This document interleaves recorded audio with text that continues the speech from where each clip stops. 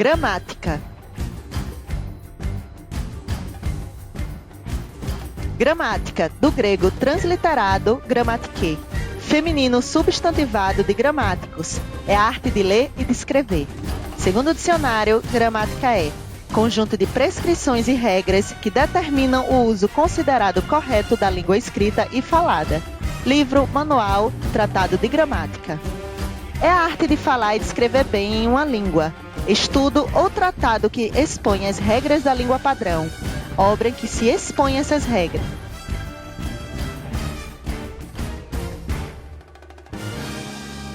Linguagem.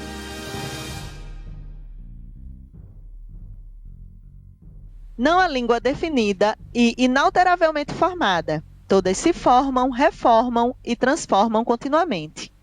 Segundo o dicionário, linguagem é, na linguística, qualquer meio sistemático de comunicar ideias ou sentimentos através de signos convencionais, sonoros, gráficos, gestuais.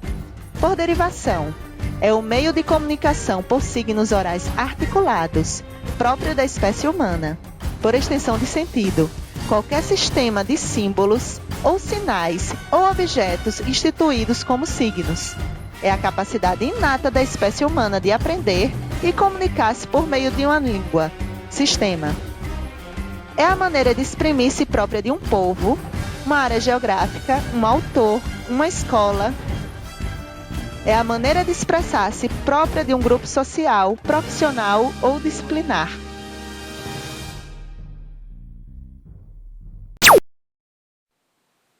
Tipos de gramática: normativa, descritiva, gerativa, funcional.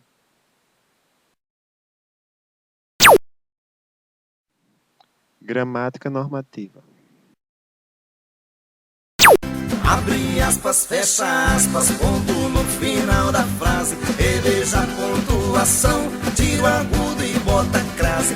Abre aspas, fecha aspas, colchete antes da chave. Tira a interrogação, coloque uma exclamação. Põe no UOL, acento grave.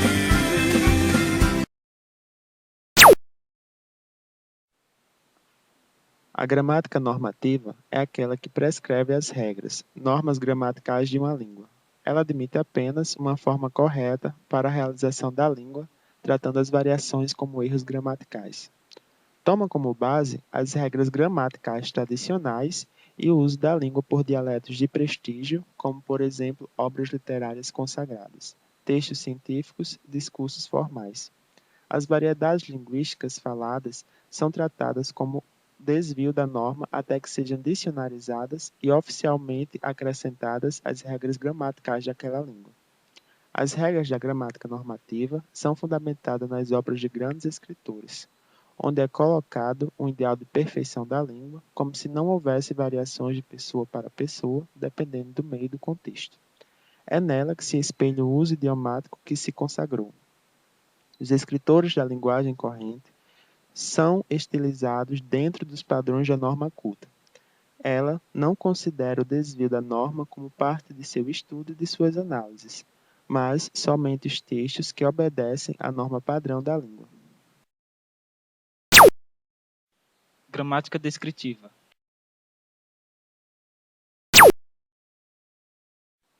A gramática descritiva é o estudo do mecanismo pelo qual uma dada língua funciona, como meio de comunicação entre seus falantes. Ela trabalha com o falante ouvinte ideal, permitindo associar a cada expressão da língua uma descrição estrutural e estabelecer suas regras de uso, de modo a separar o que é gramatical do que não é gramatical. Em suma, a gramática descritiva destina-se a descrever ou explicar as línguas tais como elas são faladas. Explicita as regras que realmente são utilizadas pelos falantes, pois todos seguimos regras. Descreve como se dá o funcionamento da língua e seus usos. É o conjunto de regras sobre o funcionamento de uma língua nos mais diversos aspectos ou níveis. Gramática gerativa.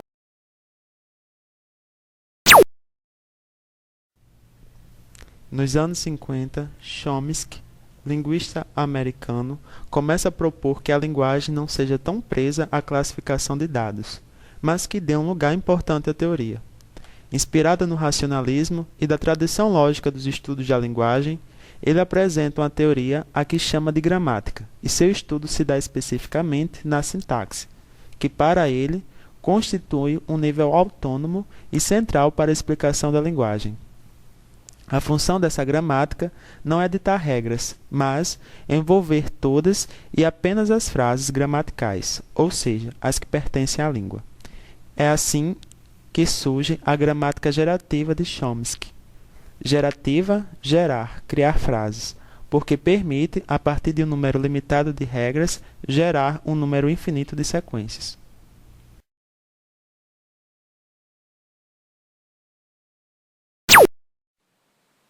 Esse processo é dedutivo, parte do que é abstrato e um sistema de regras, e chega ao concreto, ou seja, às frases existentes na língua. É com essa proposta que a teoria da linguagem deixa de ser apenas descritiva para ser também explicativa. Para Chomsky, a tarefa do linguista é descrever a competência do falante. Ele define competência como capacidade inata que o indivíduo tem de produzir, compreender e de reconhecer a estrutura de todas as frases de sua língua. Ele defende que língua é um conjunto infinito de frases e que se define não só pelas frases existentes, mas também pelas possíveis, aquelas que se podem criar a partir da interiorização das regras da língua, tornando os falantes aptos a produzir frases que até mesmo nunca foram ouvidas por ele. Já o desempenho, performance ou uso, é determinado pelo contexto onde o falante está.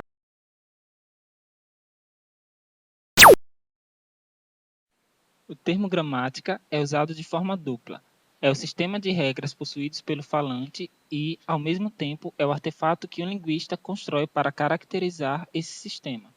A gramática é um modelo psicológico de atividade do falante e uma máquina de produzir frases. A teoria chomskyana conduz ao universalismo, pois o que está em questão é o falante ideal e não locutores reais do uso concreto da linguagem. A capacidade para desenvolver a linguagem é uma habilidade inata do ser humano, já nascemos com ela. E como a espécie humana é caracterizada pela racionalidade, a questão fundamental para essa linha de estudo é a relação entre linguagem e pensamento. Seus estudos se centralizam no percurso psíquico da linguagem, como e, consequência disso, no domínio da razão.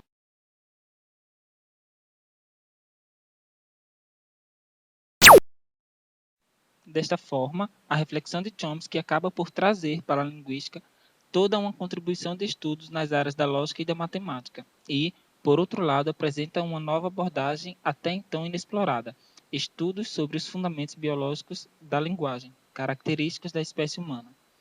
Chomsky, o primeiro linguista a revelar a complexidade do sistema e talvez o maior responsável pela moderna revolução na ciência cognitiva e na ciência da linguagem. Antes, as ciências sociais eram dominadas pelo behaviorismo, a escola de Watson e Skinner, que não estudavam os processos mentais e rejeitavam a existência de ideias.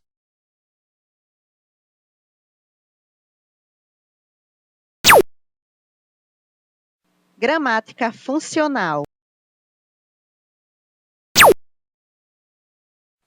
A gramática funcional tem como base de investigação e análise a perspectiva funcional da linguagem natural. Linguagem esta que é entendida como um instrumento de interação social. Sob o foco da interação social, entende-se que cada falante tem competência comunicativa e que há reciprocidade entre os usuários de determinada língua, possibilitando-lhes trocas de experiências linguísticas, sejam elas mentais ou práticas. A teoria linguística da gramática funcional, portanto, atenta para as questões da parte da linguagem que atuam na competência comunicativa, além de se preocupar com a implementação desta competência na interação social. Na gramática funcional, os princípios sintáticos e semânticos da língua se explicam a partir do princípio pragmático, motivações psicológicas dos falantes, reações dos interlocutores, tipos socializados da fala, objetos da fala, etc.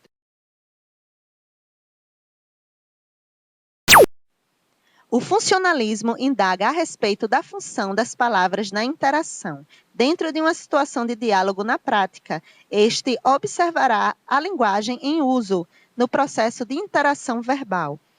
Dentre as várias correntes funcionalistas, podemos destacar pelo menos dois aspectos centrais.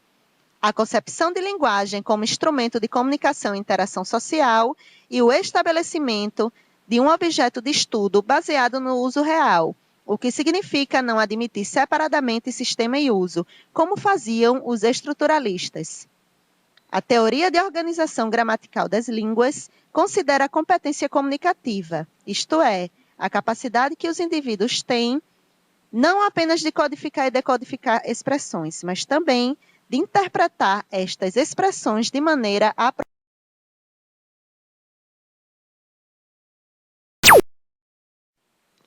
A perspectiva funcionalista leva em consideração, nos estudos sobre a linguagem, um conjunto de situações comunicativas onde ocorre um processo linguístico.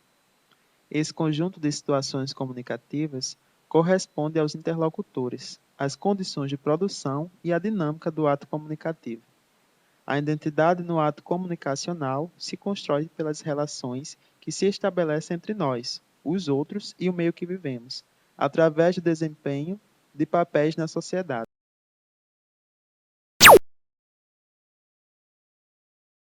Variação linguística.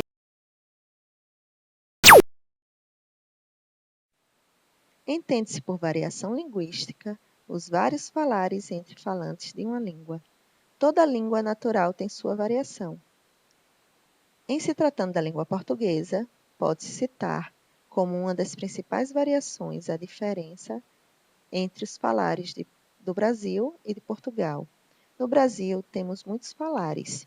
Essa variação é justificada não apenas pelo fato histórico, que necessariamente leva a profundas transformações em qualquer língua, como também pelas diferenças regionais, sociais, grau de escolaridade, sexo e principalmente pelas categorias profissionais.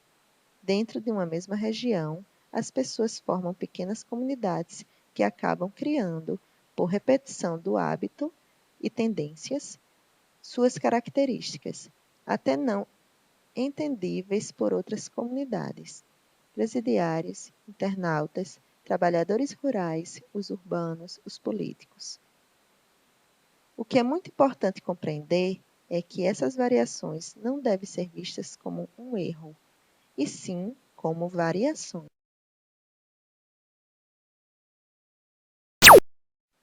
A variação de nossa língua é fato incontestável de acordo com a nova linguística. As mudanças foram gradativas desde o nascimento do latim, que é a língua-mãe do português, até o nosso abrasileiramento do português vindo de Portugal. Entendemos que o crescente distanciamento entre a língua eleita como certa e a efetivação nas grandes camadas sociais divergem, causando o elitismo de uma e a marginalização das outras possibilidades. Ciente do poder simbólico das variações, o usuário tende a utilizá-la como meio de projeção social. Enfim, a língua portuguesa torna-se hoje fator de inserção no mundo atual, estimulando o sujeito a ser ativo perante a cultura e história de nossa nação.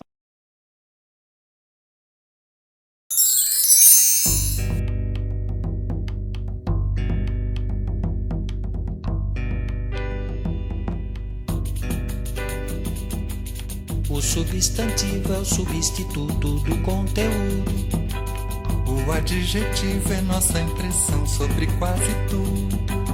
O diminutivo é o que aperta o mundo e deixa miúdo.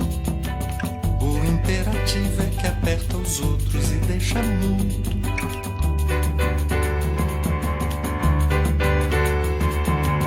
Um homem de letras dizendo ideias sempre se inflama. Um homem de ideias nem usa letras, faz ideograma. Se altera as letras, esconde o nome, faz anagrama. Mas se mostra o nome com poucas letras, é um telegrama.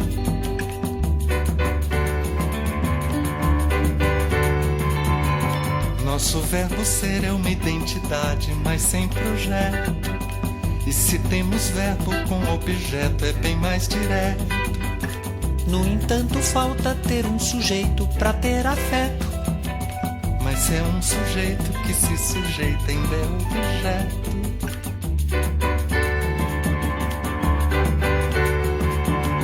Todo barbarismo é o português que se repeliu.